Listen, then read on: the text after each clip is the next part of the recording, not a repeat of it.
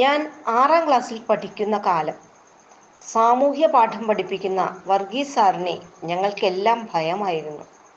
അന്നും പതിവ് പോലെ സാർ ക്ലാസ്സിലേക്ക് വന്നു. വലിയ ചൂരൽ വടി കയ്യിലുണ്ട്. ഇന്ന് ചോദ്യം ചോദിക്കലുണ്ട്. ഇന്നലെ ക്ലാസ്സിൽ വരാതിരുന്നതുകൊണ്ട് അത് ഞാൻ അറിഞ്ഞില്ല. എന്നാലും പതിവില്ലാത്ത വിധം എല്ലാവരും പഠിക്കുന്നത് കണ്ടു. ഇനി എനിക്ക് പഠിക്കാൻ സമയമില്ല. ഇന്നലെ വന്നിട്ടില്ല എന്ന് പറഞ്ഞ് രക്ഷപ്പെടാം എന്ന് കരുതി ടെൻഷൻ പുറത്തു കാണിക്കാതെ ഞാനിരുന്നു. സാർ വന്നു. കയ്യിൽ വലിയ ചൂരൽവടി. എല്ലാവരും നിശബ്ദരായി. സാർ ചോദ്യം ചോദിച്ചു തുടങ്ങി. വല്ലാത്ത നെഞ്ചിടിപ്പ്. ആദ്യം പിറകിലേക്ക് ചൂണ്ടി ചോദ്യം ചോദിച്ചു തുടങ്ങി. എല്ലാവരും ഉത്തരം പറയാതെ എഴുന്നേറ്റ് നിൽക്കുന്നത് മുമ്പിലത്തെ ബെഞ്ചിലിരുന്ന് ഒളിക്കണ്ണിട്ടു ഞാൻ നോക്കി. നിന്നവർക്കെല്ലാം 2 അടി വീതം. അടി കിട്ടാതിരിക്കാൻ കൈവലിക്കുന്നവർക്ക് 3 അടി. ഇതാണ് രീതി. പെട്ടെന്നാണത് സംഭവിച്ചത്. ഇടിമുഴക്കം പോലെ സാറിൻ്റെ ശബ്ദം. യു യു നിന്നോടാണ്, ഉത്തരം പറ. എനിക്ക് തല കറങ്ങുന്ന പോലെ തോന്നി. ഞാൻ അത്യാവശ്യം പഠിക്കുന്ന കുട്ടിയാണ്. ഉത്തരം പറഞ്ഞില്ലെങ്കിൽ വലിയ അപമാനം. ഡോ, തന്നോടാണ്. വീണ്ടും ശബ്ദം. അതെ, എന്നോട് തന്നെ. ഞാൻ എഴുന്നേറ്റു. വിക്കി പറഞ്ഞു. സാർ, ഞാനിന്നലെ ശബ്ദം പുറത്തേക്ക് വരുന്നില്ല. ഒന്നും പഠിക്കാതെ കണ്ണെഴുതി പൊട്ടും തൊട്ട് പോരും.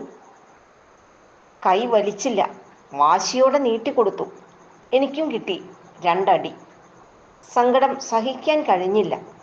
ഞാൻ തല കുനിച്ചു നിന്നു. മനസ്സിലെ പ്രതിഷേധം കണ്ണുനീരായി ഒഴുകിയിറങ്ങി. യൂണിഫോമിൽ തുടച്ചു, പുസ്തകത്താൽ മറച്ചു. ഇല്ല, കരച്ചിലടക്കാനാവുന്നില്ല. അപ്പോൾ വീണ്ടും ഉറക്കെ ശബ്ദം. നീ മുന്നിലേക്ക് വരൂ. സാർ എന്നെ അടുത്തേക്ക് വിളിച്ചു. കൈ ജനലരികിലേക്ക് ചൂണ്ടി.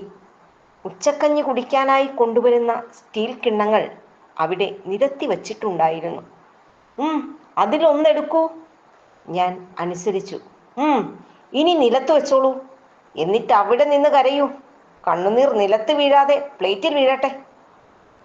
കുട്ടികൾക്ക് അഭിമുഖമായി ഞാൻ നിന്നു. ആരുടെയും മുഖത്ത് നോക്കാനാകാതെ അപമാനത്താൽ എൻ്റെ തല കുനിഞ്ഞിരുന്നു.